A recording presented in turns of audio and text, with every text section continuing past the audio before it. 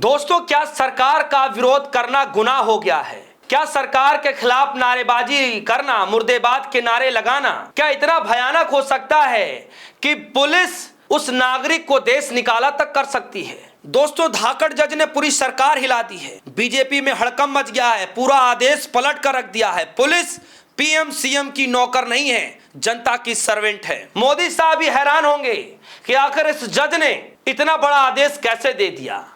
दोस्तों, खबर बड़ी है और खबर इसलिए बड़ी है कि पूरे देश भर में आप देखिए कि जिस तरीके से विरोध प्रदर्शन किया जाता है, कोई छात्र आकर विरोध प्रदर्शन करे तो उसको जेल के सलाखों के पीछे डाल दिया जाता है, कोई पत्रकार सवाल पूछे तो उसको देश विरोधी से जोड़ दिया जाता है, कोई और पत्रकार या फिर कोई नेता बोल दे उसको देश का गद्दार साबित कर दिया जाता है। ऐसे माहौल में, ऐसे हालात में एक धाकड़ जज ने एक ऐसा फैसला सुना दिया जो ऐसे कहने वाले लोगों के मुंह को बंद करके रख दिया है। जी हां दोस्तों, बड़ी खबर है और यह खबर कहीं और से नहीं बल्कि महाराष्ट्र से है। बॉम्बे हाई कोर्ट के जज ने एक ऐसा फैसला सुना दिया है, साफ लफ्जों में कहा कि सरकार का विरोध करना, अमित शाह मुर्दाबाद के नारे लगाना, बीजेपी मुर्दाबाद के नारे लगाने मात्र से ही सरकार या पुलिस किसी शख्स को देश निकाला नहीं कर सकती। यह कहां का अधिकार है? देश के लोगों को गुलाम बनाया जा रहा है, आप गुलाम नहीं बना सकते। यह सारी टिप्पणी, तल्ख तेवर टिप्पणी बॉम्बे हाई कोर्ट के एक जज ने कही है।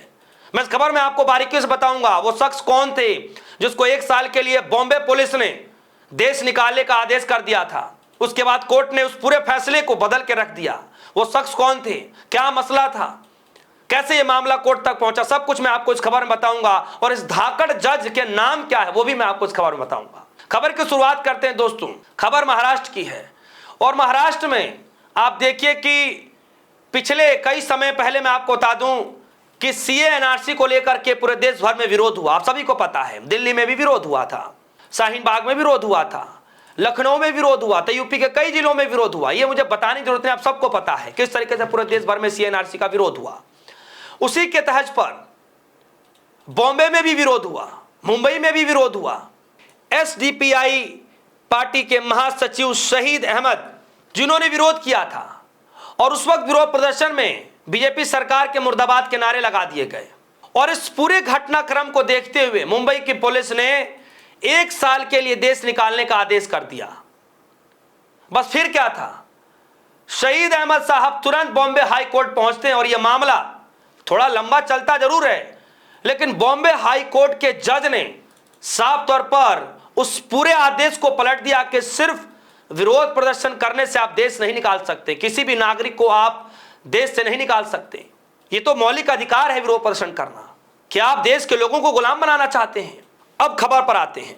दैनिक भास्कर की खबर लिखा है, बॉम्बे हाई कोर्ट जज बोले सरकार का विरोध करने पर केस क्यों, लोगों को सरकार का गुलाम बनाया जा रहा है। पुलिस प्रधानमंत्री सीएम की नौकर नहीं है, जनता की सर्वेंट है। आपको जनता के लिए काम करना पड़ेगा। तो पुलिस किसी को भी देश निकालने का काम ना करे, किसी के लिए भी ऐसा आदेश पारित ना कर दे, क्योंकि आपके ऊपर भी जज बैठे हैं, आपके ऊपर भी अदालत है। यह बाकायदा इस फैसले से सब साबित हो रहा है। दोस्तों, खबर है बॉम्बे हाई कोर्ट के जस्टिस माधव जमदार ने गुरुवार को कहा कि पुलिस सिर्फ इसलिए लोगों को शहर इलाके से नहीं निकाल सकती क्योंकि उन्होंने सरकार के फैसले का विरोध किया या सरकार के खिलाफ नारे लगाए। उन्होंने कहा विरोध करना नागरिक का अधिकार है। पिटिशनर ने अभी भाजपा सरकार मुर्दाबाद, अमित शाह मुर्दाबाद जैसे नारे लगाए हैं।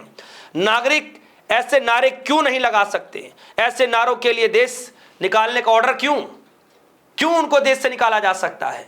क्या देश के अंदर विरोध प्रदर्शन करना, सरकार की नीतियों के खिलाफ विरोध करना, क्या ये विरोध करने मात्र से उसको देश निकाला करा देंगे? सोचिए दोस्तों, महाराष्ट्र के अंदर किसकी सरकार है मुझे बताने की जरूरत नहीं है, फिर पुलिस किसकी हुई ये भी मुझे बताने की जरूरत नहीं है। आप समझिए, socialist democratic party of India यानी एसडीपीआई के महासचिव शहीद अहमद के मामले में जस्टिस जमदार ने कहा सभी नागरिकों को भारत सरकार का गुलाम बनाया जा रहा है। वे विरोध नहीं कर सकते, वे आंदोलन नहीं कर सकते। ये सब कौन क्या हो रहा है? अब इतने सारे पेपर लीक हो गए, अगर लोग विरोध करेंगे तो क्या आप केस कर देंगे? सैल्यूट है ऐसे जजों को कि आज भी लोगों को अदालत पर भरोसा है।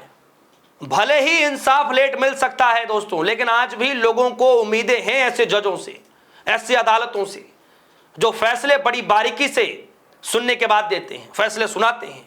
कह रहे हैं जस्टिस माधव जमदार, पुलिस हो या मुख्यमंत्री हो या प्रधानमंत्री हो, पुलिस प्रधानमंत्री मुख्यमंत्री की नौकर नहीं है, वे पब्लिक सर्वेंट है। मैं आपके अधिकारों पर भी भारी जुर्माना लगा रहा हूं। दोस्तों, पुलिस के उस पूरे फैसले पर जस्टिस माधव जमदार ने पूरा वो फैसला पलट दिया जो 1 साल के लिए देश निकालने का आदेश दिया गया था। अब आगे जरा चलते हैं, कौन सा मसला है, कब यह पूरा विरोध हुआ, किस केस से जुड़ा हुआ है। मामला एसडीपीआई के महासचिव शहीद अहमद से जुड़ा है। मुंबई पुलिस ने उनके खिलाफ 1 साल का देश निकाला आदेश जारी किया था। इसके खिलाफ शहीद ने हाई कोर्ट में याचिका दाखिल की। शहीद नागरिक संशोधन कानून यानी सीएए और ज्ञानवापी मस्जिद समेत कई मुद्दों पर विरोध प्रदर्शन आयोजित कर रहे थे। जस्टिस जमदार ने पूछा कि शहीद के खिलाफ दर्ज 5 एफआईआर के आधार पर उन्हें 1 साल के लिए शहर से बाहर निकालने का आदेश क्यों दिया गया। इनमें ज्यादातर मामले केंद्र सरकार के फैसले के खिलाफ प्रदर्शन और धरना प्रदर्शन से जुड़े हैं। दोस्तों, 5 एफआईआर किए गए शहीद अहमद पर, और जस्टिस साहब ने कहा कि जो 5 एफआईआर किए गए इनमें सबसे ज्यादा तो एफआईआर केंद्र सरकार के नीतियों के खिलाफ, विरोध प्रदर्शन के खिलाफ हुआ है, धरना प्रदर्शन देने के खिलाफ हुआ है। तो क्या धरना प्रदर्शन करना इतना गुनाह हो गया कि आप किसी शख्स को देश निकाला करा देंगे। अहमद के खिलाफ देश निकाला का आदेश रद्द कर दिया गया। जस्टिस माधव जमदार ने कहा कि सरकार के फैसले के खिलाफ धरना प्रदर्शन करना किसी व्यक्ति को देश निकालना देने का आधार नहीं है। संविधान नागरिकों को अपनी बात कहने का, सम्मान के साथ जीने का अधिकार देता है। इसी आधार पर हाई कोर्ट ने शहीद अहमद के खिलाफ जारी 1 साल का देश निकाला आदेश को रद्द कर दिया और पुलिस और प्रशासन दोनों को आदेश निरस्त कर दिया। जस्टिस बोले, पूरे महाराष्ट्र में हॉर्स ट्रेडिंग चल रही है। तंज मारते हुए सरकार को भी घेर लिया। सोचिए दोस्तों, आज एक ऐसा माहौल हो गया है कि पत्रकार सवाल पूछता है उसको देशद्रोही करार दे दिया जाता है। छात्र सड़क पर उतरते हैं, लाठीचार्ज करके उनको जेल के अंदर ठूस दिया जाता है कि तुम्हारी हिम्मत कैसे हुई।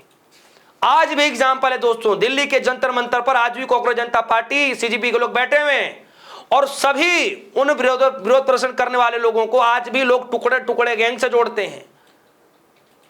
आज भी हमने सुना कि किस तरीके से जो राष्ट्रीय अध्यक्ष हैं बीजेपी के नितिन नवीन साहब कह रहे हैं कि देश में कुछ वायरसेस हैं, ये टुकड़े टुकड़े गैंग से जुड़े हुए हैं, कांग्रेस जनता पार्टी जैसे लोग आ रहे हैं।